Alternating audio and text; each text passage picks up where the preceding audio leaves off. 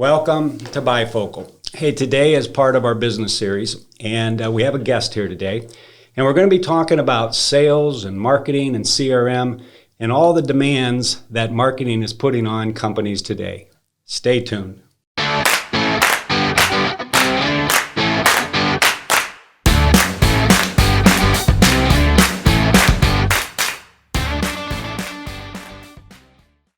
Welcome back. Today we're going to be talking about sales and marketing and all the demands that marketing is putting on companies today. We have a special guest today. We have Danielle Dahlhauser here. She's the Director of Marketing and CRM Integration for a company called MH Equipment. So Danielle, thank you for coming. Welcome to the show. Thank you, Dan. I appreciate it. You've traveled to get here. I have, yes. I am from Des Moines, Iowa. So yeah, traveled just a little bit to get here. I think you're my most out-of-town guest so far. Well, that's good. Yeah. Does that bring credibility to the show that I have an out-of-town guest? I think it does, especially somebody from Des Moines, Iowa. So we're a agree. pretty big deal over there. I agree. Well, hey, welcome to the show. Thank you. I thought maybe a good place to start, we want to talk about sales and marketing, and I know you're involved in many aspects and all aspects of that. Mm-hmm. But maybe just to kind of bring all the listeners up to speed, give us a little background of who you are, your role, that type of thing, before we kind of get into some of the topics. Sure. Well, like you said, my title is Director of Marketing and CRM Integration with MH Equipment. I have been with MH Equipment a little over 16 years now. So my current role, I manage what I call the traditional marketing group, which is all the facets of marketing. And I also have our CRM team underneath me as well. So that right now we have Salesforce. And so I have two administrators with the Salesforce team that manage all of our instance with Salesforce. Very good. So you mentioned CRM. That could be a whole show by itself, just talking Correct. About CRM, right? Mm-hmm. Walk me through, you've been there, you said 16 years. Been in a marketing role that time as well? Majority of it, yes. Yeah. Mm-hmm. How have things changed from today versus even 3 or 4 years ago versus 10 years ago? Oh, goodness. So, I can give you a little bit of an overview of how things have changed with MH, and then also an overview of how things have changed marketing in general. And tell me a little bit about MH. Okay, so MH Equipment, we are a material handling company. So our primary business is forklifts. We have parts, sales, and service, and we also have a full gamut of ancillary lines as well.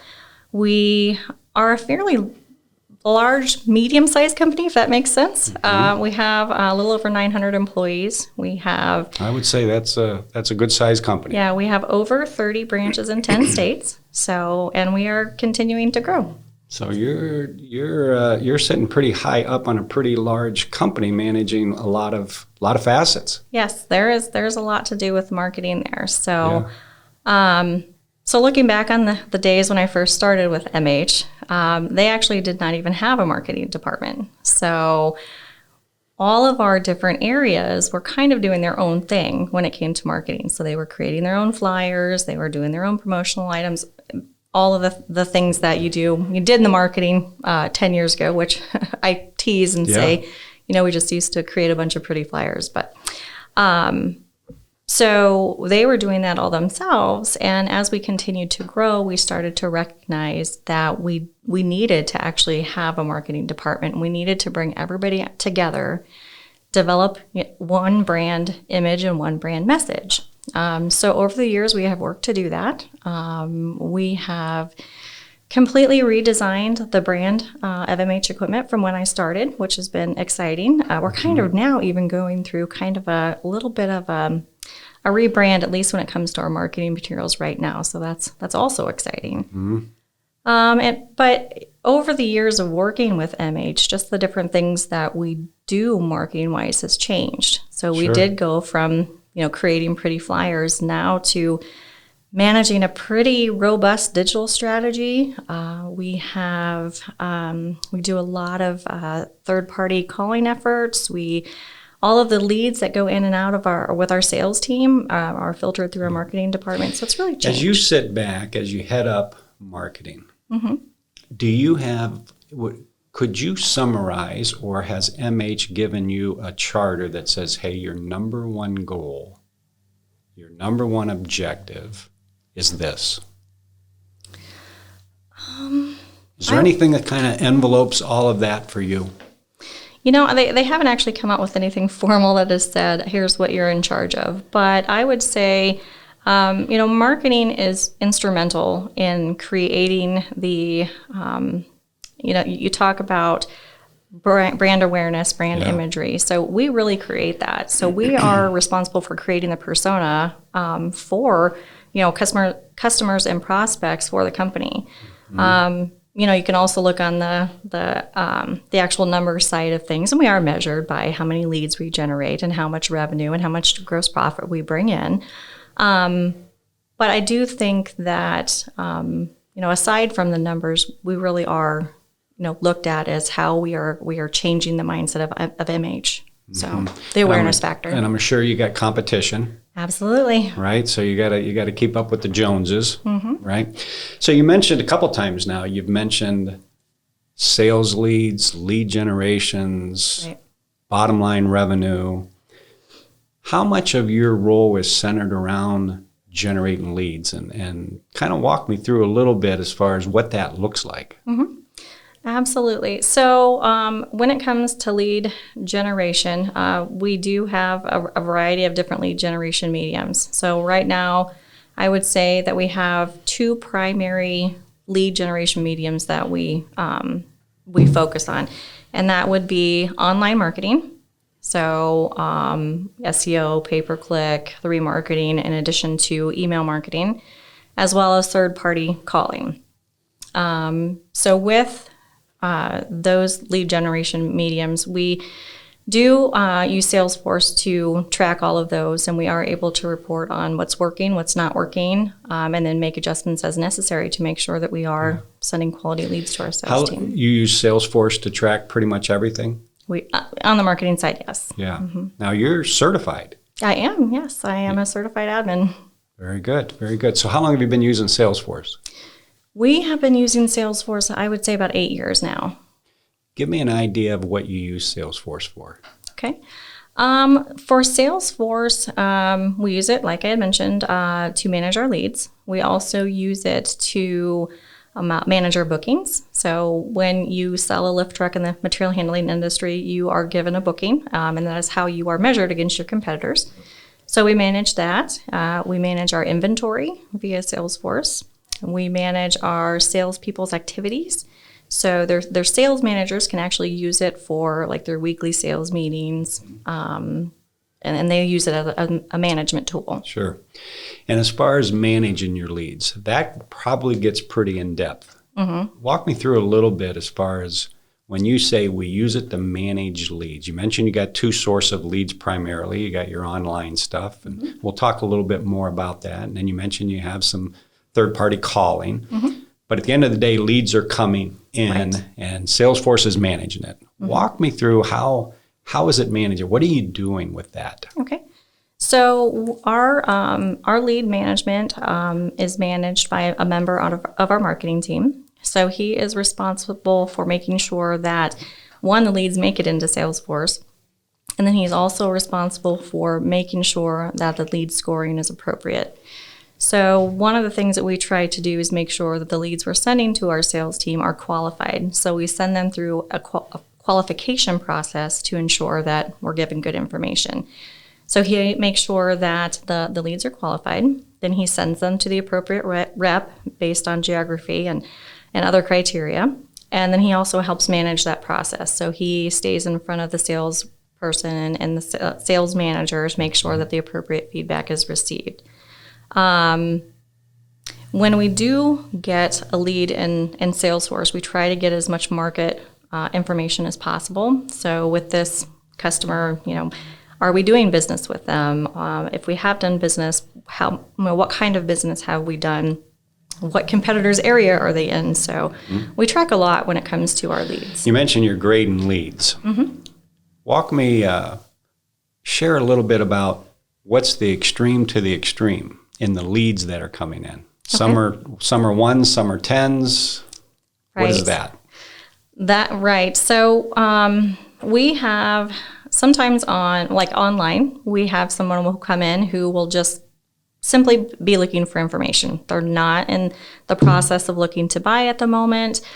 They just strictly want information. And when they come online, now a lot of our listeners aren't going to be marketing people. So when they come online, you mean what? So this is somebody who has probably Googled us, and then they have come to our website. And then on our website, they have filled out a form seeking additional information. Now, when they fill out that form, does that data automatically go somewhere? Does it go to a person? Does it go into Salesforce? Where's the data go? So we have our website forms are integrated with Salesforce. So when a form is filled out, it automatically goes straight into the lead queue for Salesforce. Okay. So these leads are coming in, as you mentioned, from various sources. Some are ones, some are tens. What differentiates a 1 from a 10? What are you looking for? Well, a 1 would be somebody who does not know what their budget is or if they have a budget for purchase. Are you passing ones on to your sales reps? Typically, we don't, no. I do have to preface by saying that if it's an online lead, we tend to, even though it's not as qualified as we would like it to be, because it's somebody who's reaching out to us. So if they're reaching out to us, they are interested in our products. You want to be services. responsive to them. Correct. But typically, somebody on a lower scored lead, would not have the authority to actually make the purchase. They're not looking in the time frames that we have established for a qualified lead. I would say a 10 lead would be somebody who they know what their budget is. They're the purchase. They make the decision on the purchase. They have a qualified need, and they're looking to buy right now. Yeah. What do you do with the leads that come in? They don't go anywhere. Sales reps followed up. It's not going anywhere. It's a 1. What are you doing with that stuff? Well, typically on that, we try to put it through a nurturing program. I'll be honest and say that's probably an area that we could improve, but we do try to at least make sure that it's in Salesforce, that there are action items added to that for somebody to follow up. Okay, so it goes in somebody's to-do list to stay on top of. Right. Okay, so you have these leads coming in. Any particular source you're finding to be better than others for MH as far as generating leads? Well, I would say, so back to online and third-party calling. However, they're different types of leads. So as I was kind of mentioning on the scoring, so the online leads tend to be more of, I'm looking for information on equipment, or I need this part and I need it shipped out in 24 hours. So there's kind of a difference between the online generated leads than the third-party calling leads. The third-party calling leads, they're actually nurtured more. They are scored higher. There's just more time spent in that arena, kind of further developing that lead. Yeah. Do you find in your third-party calling, is that more very targeted versus the online stuff that's coming in? Sometimes you don't know where it's coming from. It's more of a shotgun versus the third party is more of a very targeted approach. Correct. We have an online strategy where we have identified specific keywords to help bring people into our website. So we try to at least funnel them a little bit, and we can look sometimes on where they've come from. But with the third party calling, we have a definite strategy there. So we have identified customers that we want to call on, or a segmentation of customers that we want to call on before we even start. Sure. As you head up the marketing, you head up new business development, lead generation, you mentioned strategies. Mm-hmm. You have different strategies for different sectors that you're going after. Mm-hmm. Absolutely. Like I'm sure you have existing accounts. Mm-hmm. How do I want to go after those? My target accounts. Then you have this online stuff. I want to try to attract certain type of people. How is the time spent? Do you find one of those areas takes just a lot more maintenance than others? And how's that look like? So we're talking a little bit about account management versus business development. Yeah. And so with the account management, you can kind of akin that to, the farming aspect of sales. So those are the accounts that you want to focus on continuing to grow and, if they have a certain product, are they interested in a different allied product? So you want to stay in front of those customers and make sure that we kind of refer to it as creating depth within that customer. So with that, we tend to really put that on our sales reps to cultivate that. So if they're an existing customer, we want them to stay in front of it. So we do things to encourage them to stay in front. With the business development, that's kind of the hunting. So you're casting the net to try to find additional business. And so that's kind of, I think, an area where my group is good at, is because we're finding different areas to cast that net, whether it be online or, using the third party calling, sending emails. So we're looking for more to bring in. So. At what point did you separate, or did MH separate the hunting from the farming? I mean, you've been there 16 years, and I'm older than you are, and I know years ago, the sales guy did everything. Right. You hunted, you farmed, you did everything. Right. Not necessarily the case today. Correct.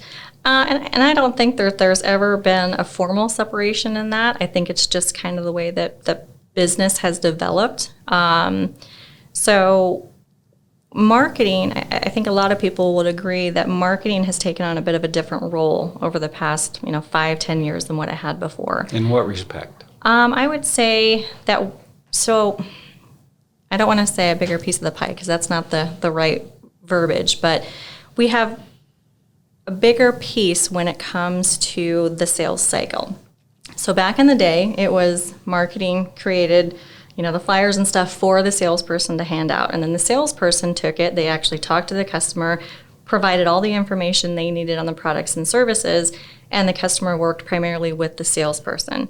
Today, with the age of the internet and all of this information available to you, via Google, the customer now has that information, and so but that's marketing's arena now. You think the market is smarter today? Is the consumer smarter today? I don't know about smarter, but they definitely have more information available to them to make smarter decisions. What do you hear from your sales reps? Good and bad. Good and bad. Let's see. So, like what if you talk to your sales reps, what would they say their needs are? Their needs, well, definitely would be awareness. I think that, especially in our local markets, there is a lot of competition. And so they're seeing, when their competition has a billboard or their competition is doing a sponsorship at the local baseball game, they're seeing those things. And so they also want that awareness in their local market. And they need, they do really appreciate all the online awareness that we have helped generate for them. If you're familiar with MH Equipment, we have a pretty nice website. We have a great social media presence. We are doing all of these things to make sure that we have the online awareness needed. So when somebody is searching for products and services, we're top of mind awareness. They do like the leads. Yeah.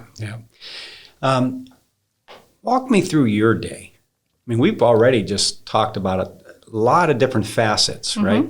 Walk me through, how do you manage your day? How do you stay on top of all that, and what drives you to go certain places? Okay. So I'll give you a little bit of background on my team.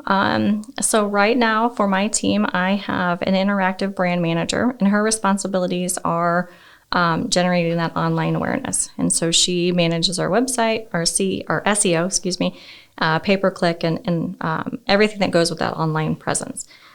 I also have a brand manager who is responsible for our visual and messaging brand. So she does all of our print creation, and she's also responsible for creating the messages that bring people in. Is print collateral still very prevalent in your industry?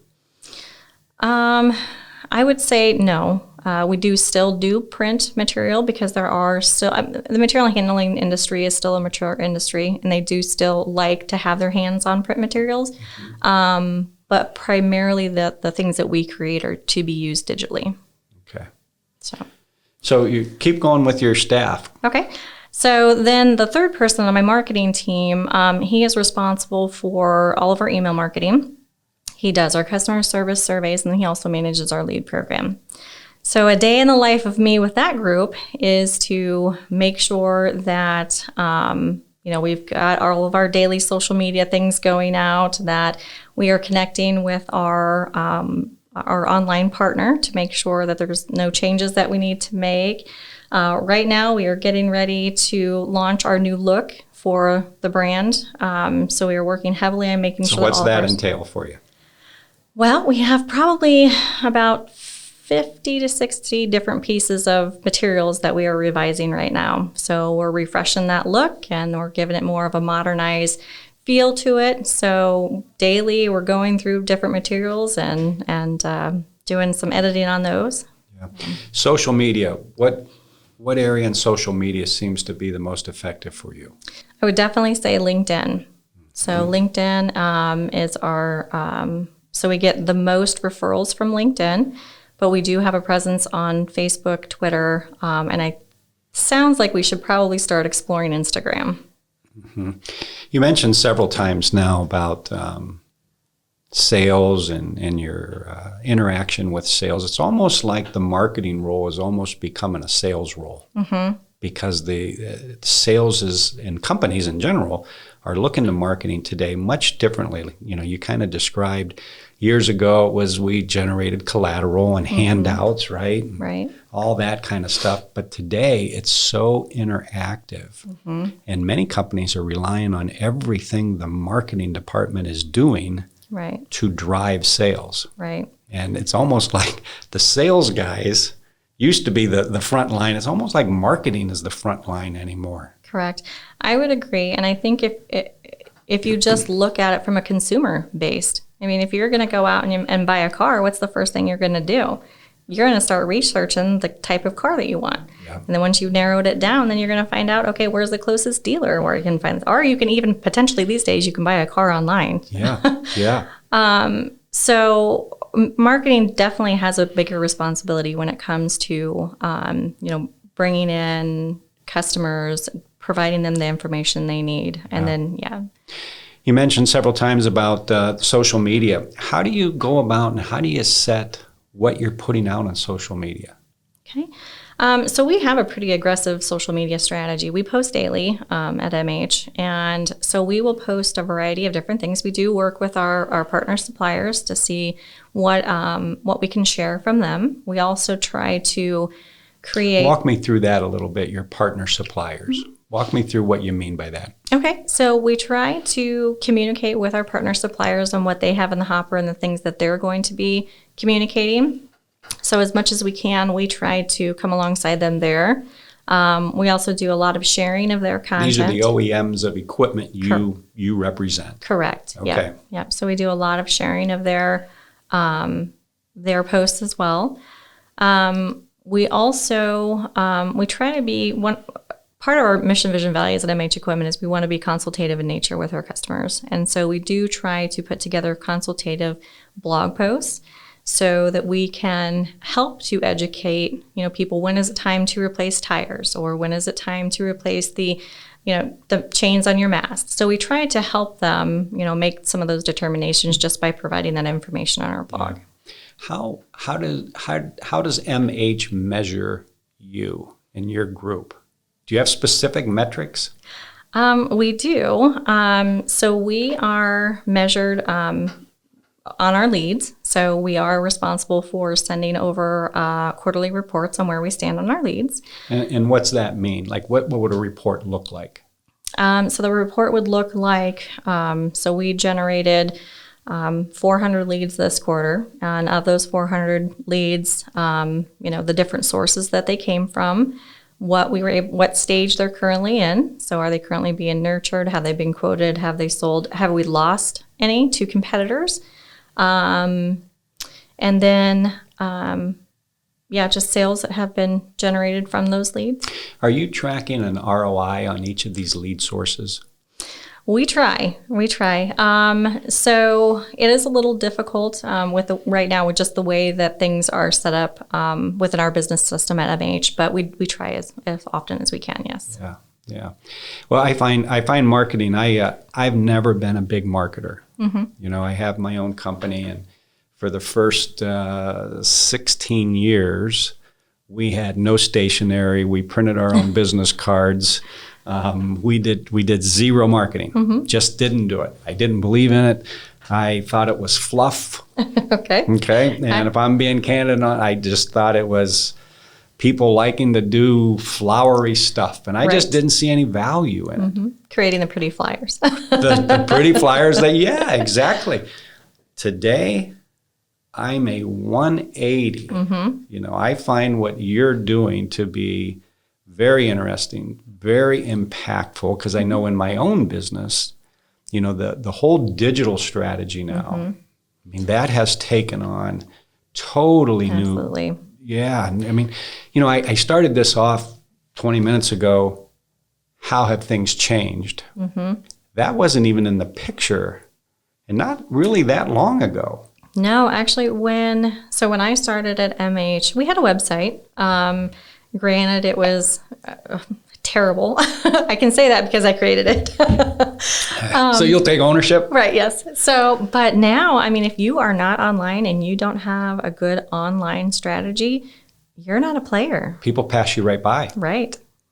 Yep. And you know, you mentioned about posting on social media every day, and it's much more than just posting. Right. And with posting, it's difficult in the material handling industry because I would have a hard time saying that I think that we get a ton of business from social media. But every time somebody sees something on social media, that is MH equipment based, they're thinking MH equipment. And I don't know how much you know about the whole, digital, how it all works, but every post is a redirect back to your website. And so you got to continuously stay on top of that and make sure that you are posting because you want those redirects. Yeah, it's just a very entangled web. Yep, absolutely. And I think that's what I found fascinating. The more I got into it, that this is pretty complex. I know when we first started down the Google path, we took $1,000. We said, "Let's go." We thought we're in, right? We're in the digital age, right? And we didn't get a lot. Okay, we just didn't get a lot. And I remember the individuals coming back and saying, "Well, we're not getting a lot." And then we had this one individual spend a whole weekend. I mean, literally all day, all weekend, just studying Google and all the kind of the algorithms and how all of this worked. They came back the next week and they said, "Hey, we're going to change some things here." And they said, this isn't just a matter of just throwing some keywords out there. Right. And it started going. And they created, we call it a snake. And it was, here's how much we've spent, and here's the impressions, here's the click-throughs, here's the form fills, here's the people we've talked to, here's the proposals generated, here's the closed deals. And when they started presenting that back, and I began to understand that took on a totally new marketing for me, went from here to here. Yes. I think companies today, marketing is where it's at. It's where it's at. Well, I would absolutely agree with you. Yeah, that's right. I did that for a plug for you. Thank you. So if your boss was watching, no, I am into marketing now. I mean, I'm not a marketer, but I'm into the importance of it. Right. Well, and you were talking about Google and studying the algorithms. I mean, and that's something you have to stay on top of because Google is changing that all the time. That's what they keep, and it's and I think that's important is this isn't a let's turn it on for 6 days and get some leads and then we'll turn it off, or let's go the next 2 months and really go at it, right, and then we'll shut it. It's not that. No, and simple things like, we'll get feedback from somebody in the field and they'll say, well, I keep searching Google and we're not coming up where I expect us to come up. It's like, well, do you know that there's a Google algorithm where if you continue to search something and not click on it, it's going to stop showing it to you. So you've probably come to the point where Google's not showing you MH equipment anymore because you've searched it too much. So don't you wonder how Google stays on top? Yes. I couldn't imagine even working for Google and and doing all the algorithms. So it is very interesting, though. Yeah. So where do you, from your job, your position, marketing in general, where do you see all this going? Oh, that is an interesting question. You know, I don't know if 5 years down the road you'll be able to buy a forklift online, but I think it's definitely a possibility. Like I said, we are a mature industry, but we continue to grow online. So I would really not be surprised if that were a possibility someday. Online's not going away, so I definitely think that it's something you need to continue to invest in. You need to have an educated person on your team to drive that force for you. Well, you mentioned that you outsource certain parts. Walk me through a little bit of the logic between outsourcing versus in-house. Okay. So like I had mentioned, we do have a member of our team who is our interactive brand manager. And so she is responsible for managing that relationship with our third-party vendor. We have just found that we're not experts at everything. And so we do need help. And so we do outsource that portion to, experts to be able to tell us where we should invest our money. But she is responsible for managing that relationship and making sure that they are delivering. Yeah. I mean, there's just pockets of skill set that one person just can't envelop all of that. Yes. Yeah. So things have changed a little bit over the years from marketing years ago to today. Yes. What would you say to a smaller company that maybe is, if you saw a smaller company and you saw what they were doing and you knew they weren't really spending the right amount of time or effort, what would you say to them? What kind of words of advice or wisdom could you give to a company who's really trying to identify themselves in this whole marketing arena? Well, I would say to kind of align yourself with the right people. And what I mean by that is network with fellow marketers or fellow small business owners to make sure that you're learning the right things and that you're not just spending money where maybe you shouldn't be. I would say, kind of back on the thing that I had talked about with we're not experts everywhere. Realize that you're not going to be an expert everywhere. And so maybe it takes just a little bit more to hire an expert that's going to help you move the needle a little bit more. Yeah. Well, I think that's pretty key. I think we've learned in our company as well that there's certain skill sets that you have that you do well, and then there's others that's just not what you do. Right. And you just have to be willing to ask for help. And what do you find as kind of your hurdles? What are kind of those things you're just always bumping into? Wow. Budget. No, I'm just kidding. I would say some marketers always need more money. Oh, right, absolutely. They always need. If I had a little more money, I could do right. Right, absolutely. I would say some challenges would be we do need to continue on the lead qualification process. We do want our sales team to be confident in the leads that we are giving to them. So we continue to hone our process and make sure that we are giving them qualified leads.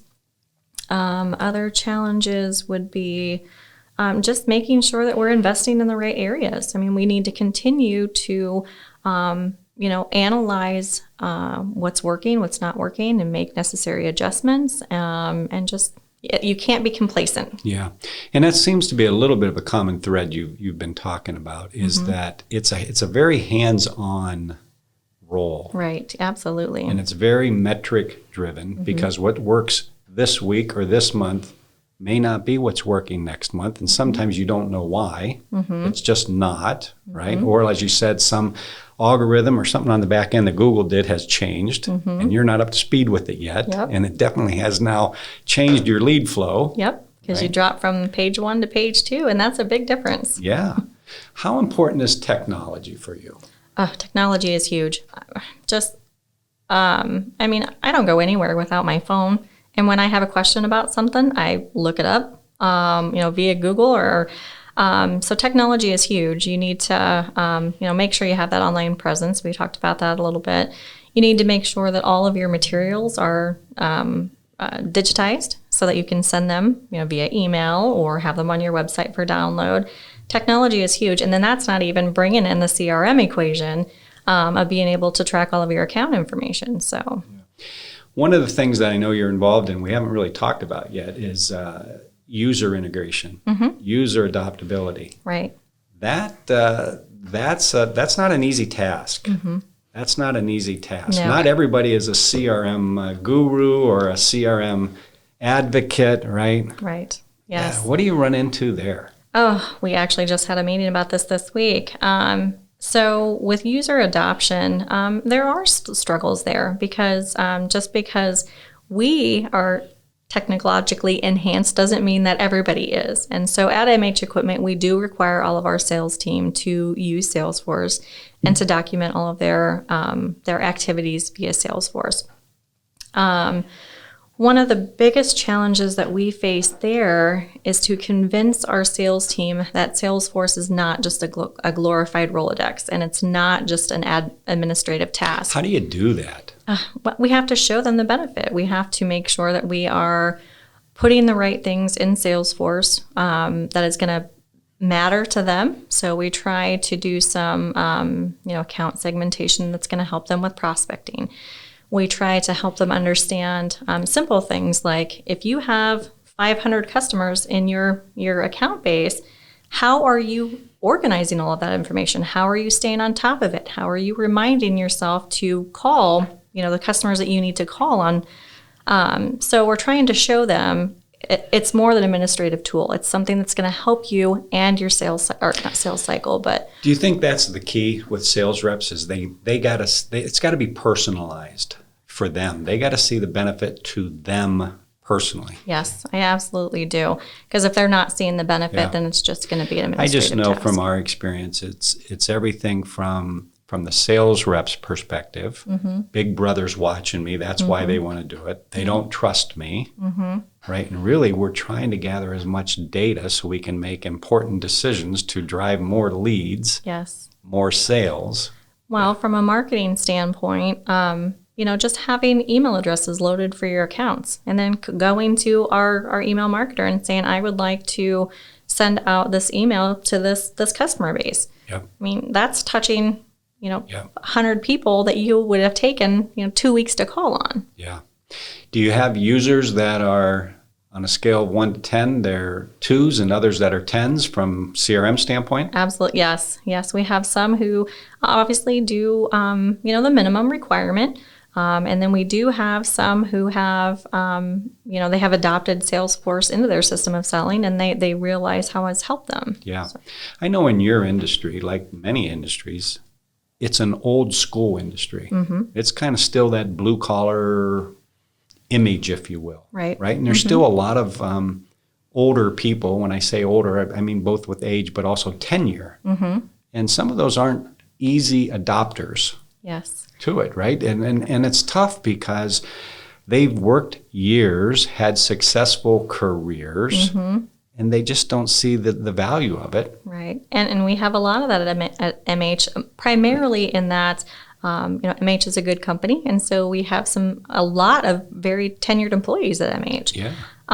And so there was a little resistance to adopting the new technology. But then you kind of ask them, you're like, well, what did you used to do before you had your cell phone?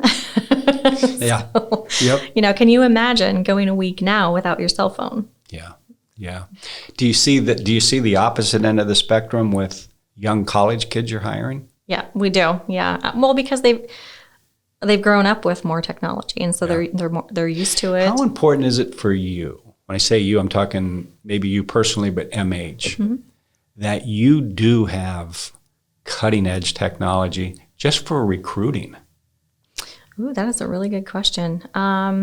Because these college guys, they're coming out, and girls, I say guys, but they're coming out and they got lots of options out there, right? They do. And that actually kind of goes into, you can go a little bit deeper in that and say, you need to have you need to be on the forefront of recruiting for the material handling industry, because we are a mature industry. I guess I can talk a little bit about just my area, and particular. I'm in Des Moines, and so in Des Moines, we have a ton of insurance companies, and so there are these big, huge insurance companies that they're really catering to and trying to bring in young talent. And so for us to also try to remain competitive and bring new people in, we're having to adopt, make sure that we're having the technologies and make sure that we're having, all the things that are going to bring younger people in. Yeah. So I would say it's very important. Well, the reason I ask that is because today you're not just competing for customers, you're competing for talent. Absolutely. And especially on like the technician level too. So at MH, we have almost 500 technicians. 500? 500 technicians. And a technician does what? We have shop technicians that will work on forklifts and other pieces of equipment in our shop. We have field technicians who will go out and work at customers' locations. So they're the ones really that are the breadth of MH equipment. They're the ones that are keeping the doors open, honestly. They're talking to customers every day. No offense to any salespeople that are listening. Yeah. But the fact is that pool of technicians in general is an aging workforce. And so how are we, getting in front of younger people and saying, hey, join the material handling industry and getting those younger technicians in. So I sat in a seminar not long ago with Mahita, right? I'm sure you're a member of Mahita. Yep. And they did a whole segment on that. The importance of attracting technicians today. It's very similar though to all the trades. Plumbers, electricians, right? The trades are kind of going by the wayside. And, it's almost that if I were a young kid coming out of high school, I'd really have to evaluate whether I want to go to college. Right. I mean, there's a lot of options now. There are. And you're right, the trades. To make good money. Being a technician, you can have a pretty good career path there. Yeah. Now, do your technicians, are they logged into Salesforce? Are they tracking stuff as well? Right now, we do not have our technicians in Salesforce. We do. They work with a different program, which we do have access to that. And so we do bring that information into Salesforce. Right now, it's manual. But we are working on a potential integration for that. Okay. We've talked about a lot of things. Walk me through kind of the flow. Kind of if you had to diagram out, here's how our marketing starts inside MH, here's the flow that it goes through, and here's how kind of this whole process. And where's all the roads there? Does that make sense to you? It does, and I'm not actually sure I could answer that or give that a good answer. I'll lead you a little more. Okay. You have multiple leads coming in.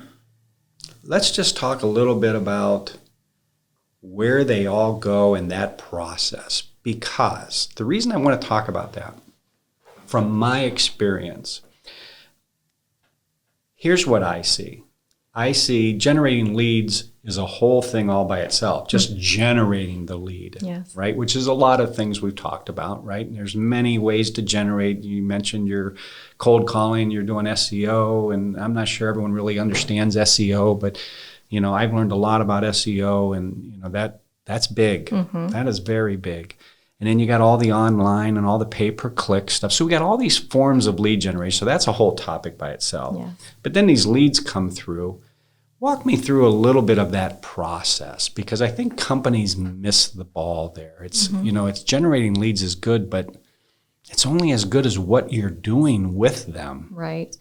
Well, I think key there is to make sure that you have a good process in place to track them. Hopefully, most people have realized the benefit of having a CRM for lead management. For you, CRM is more than CRM. It's a vital tool for you. It's a lifeline for you. Right. Yeah, absolutely. For our marketing team, it absolutely is. Yeah. Yes. And I think that's critical that we mention that, because I think a lot of people bring CRM in because they think they need to, and it's going to just by having it is going to generate more leads for us. Well, that just by having it just causes headaches if you don't, right? Right. It's not an easy thing just to have. Right. No, it does. It takes a discipline to make sure that you're entering the information that you need. But with our lead management process, so as I mentioned before, we do have a strict qualification process that we do send all of our leads through. We do make sure that everything is entered into Salesforce, even if it's something that could simply be handled via email.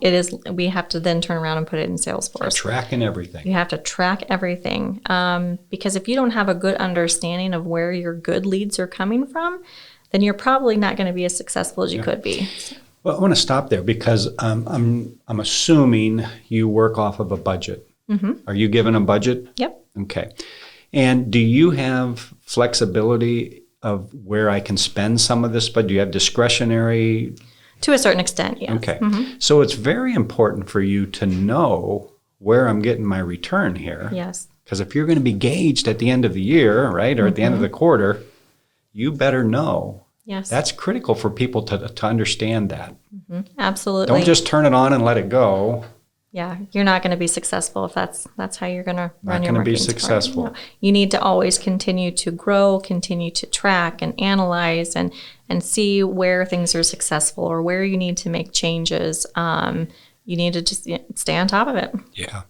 Well, I think that's pretty important. And if there's one thing I'm hoping listeners are getting out of today is this: in today's market, marketing is very integrated. Yes. You can't have these one-offs and just let them go. It's very, very integrated. And if it's not, you're probably not utilizing it the way you should. Yes. The way you should. Yes. Marketing, now it is such an integral part of any business because that's where, you are creating that business persona. You are getting when people are looking for products and services, marketing a lot of times is what their first step in being brought to your company. So, yeah, marketing is definitely very important. And how important is it for you? Obviously you've been at MH for 16 years now, but how important is it for the marketing manager to truly understand the business side of the company they work for? I would say that it's extremely important. In my situation, MH is broken up into 8 different regions. And so the 8 different regions are very much individuals. Different markets. Absolutely. So in our Louisville location, their market is very, very different from our Omaha location. And so being able to understand the difference in the market, the difference in what they're looking to accomplish in their region. So for example, is one region looking to increase their parts and service revenue? Is one region looking to increase rentals? So you need to understand what's going on in each of the areas. And you need to develop relationships with each of the managers in those areas and work as a team.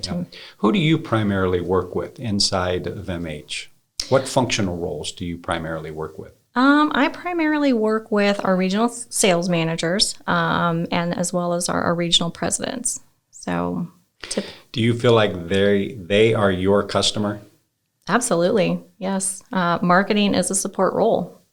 So you need them at the end of the quarter saying, "And our marketing killed at this." Yes, you need that. We do absolutely. Yep. Yeah. What advice would you give somebody young coming out of college who wants to get into marketing? What would you share with them? Well, I think I would share with them. So it's kind of like when I first started at MH. I started at MH having no clue what the material handling industry was. How did you get involved with? Was it your first job? Well, it was one of my first real jobs that I had, and I actually started out as an executive assistant to one of our presidents. So working with him and just doing a little bit of marketing here and there. Now, I hope this isn't too personal. Did you go to college? I did. Actually, I went to night school while I was working at MH Equipment. Okay, and you got a degree in? I have a bachelor's in business administration. Okay. So this executive assistant was kind of in line with Right. maybe. Where I okay. was at the time. Absolutely. Okay. So that was your first job inside. Yes. But I would have never have thought to considered a company like MH Equipment because I had no idea what they did. I mean, I knew forklifts, drove around warehouses, but you'd never think about things. Did you apply for the job or somebody I you did. knew? Yeah, you I applied. applied. Okay. So I think my advice to somebody coming out of college would be So where'd you go though after that job? after the executive assistant job. Oh, well, I was just doing a little bit of marketing here and there. So then I moved to a marketing coordinator position, worked there for a little bit, moved to a marketing manager position. So I kind of just progressed. So you're kind of a self-taught. For the most part. And that's what I'm kind of getting at with my answer here is had I passed up an opportunity at a company like MH Equipment, who at the time was a little bit smaller than we are today, I would not have had the opportunity to get my hands into everything that I've been able to get my hands into. So had I applied at a bigger, insurance company, I probably would have been very specialized in what I did. Yeah. And so I would not have had the opportunity to learn all the things that I have. Pigeonholed, niched. Right. Absolutely. So don't discount industries you're not familiar with. Don't discount, smaller companies. I mean, they're the ones that are really going to probably help you get your foot in the door in other places. I don't know if 900 employees are smaller companies, right? Well, back in the day, we weren't that big. Okay, So. All right, good. Well, it's interesting because, today is so much different than when you started and surely when I started. My dad, he worked in a factory for 43 years. He was a punch press operator. We grew up, boy, if you had a job, he worked for the Hoover Company. And it was like, man, if I can get a job like that, right? Yeah. So I went to school and I went and got a job at a factory, started as operations release clerk. The title was much more impressive. I delivered mail around the mill. I was going to say, that did sound pretty impressive. Yeah, well, I carried a big mail bag. That's what I did, but that was kind of the norm. If you got into a company, and my mentality was, that's where I'm going to retire. Yeah. My dad worked there, And so today, though, people are jumping. 1 year, 2 years, they're out somewhere else or out somewhere else. And I understand that, but there's value in sticking with something. Yes. I mean, you're pretty ingrained. You really have lived it. You have lived it, you breathe it, you understand every area of it because you've grown with it. Yes. And I think that's important for maybe somebody listening now, is there's value in living it and breathing it. Absolutely. There's value also in, if you're not in the right place, of maybe looking elsewhere, but there is value in sticking with the course. Just what I have been able to learn in my 16-year tenure at MH Equipment, it's been invaluable. I have been in the depth of doing, like I said, I did our website, how many eons ago. Yeah. I would never probably have learned. But it was terrible, you said. It was, well, looking back on it, then I thought it was great. Yeah. It was cutting edge back then. Yeah. But my first website was a .org. Oh, geez. Because the .com was taken, and I didn't know the difference. Right. So I went to .org, and sure enough, everyone's saying, why you got a .org? And I said, well, why? Yep. I didn't know the difference. Yep. That's what I had. Yeah. .orgs, .nets. These days you hardly even see of those. No. But yes, but it is very beneficial, I think, to stay the course when possible. If you get yourself established with a good company, I think it is. You gain a lot of experiences from being able to do that. Do you do regular training, online training? Do you go to seminars? How do you stay on top? We do try to do regular training when possible. There's a lot of just self-taught stuff when it comes to online. Like I said, we do rely on our third-party resource there. They do provide a lot of education to us. But I would say a lot of it's primarily just, I mean, we do WebExes and stuff like that. Anymore, everything you want is on YouTube. Mm-hmm. Everything you want is on YouTube, and you get to it so quick. And there's somebody out there that has the exact same problem you have, had the exact same question, right? And you can get it like that. So I'm trying to get my kids on YouTube. Yeah, No, I'm just joking. To open toys, that's the new thing these days. You have a family. I do, yes. Have a family. Oh, good. Yes, which is weird because I was thinking the other day, it's like, I have been at MH Equipment longer than my 2 youngest children have been alive. And they love coming to the shop and sitting on the forklifts and beeping the horns. And they kind of grew up there, which has been fun. Yeah, well, maybe someday they'll maybe. work there. Yeah, you never know. Well, hey, I want to thank you for taking the time.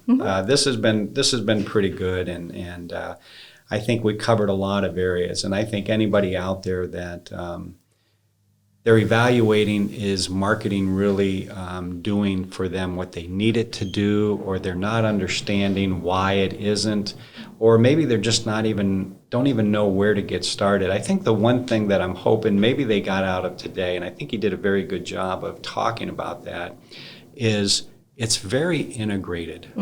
There's multiple facets to it, and you really need to understand all those. And you don't have all the skill sets, and it's okay, right? We gotta extract and pull from people that we do know. But at the end of the day, somebody has to sit on top of it. Somebody has to orchestrate it, and that's a full-time job. Yep. Full-time job. Absolutely. I couldn't agree more. Marketing is becoming more prevalent. It's important to invest, and you need to stay on top of it. Yep. I know in our company, marketing has just risen to the top of importance. It's like we can't give enough budget now, but you measure it. At least we do. We measure it very, very closely now because it's big dollars. You want big returns, right? So someone like you it's very important. You're very valuable to the organization. Well, hey, thank you for coming in. I know you flew in here from Iowa. You're my furthest guest, so I appreciate that. I want to thank all of you for listening in today. Hopefully you got something out of this today. We covered a lot of areas. And once again, want to thank you for coming, and we ask you to tune back again.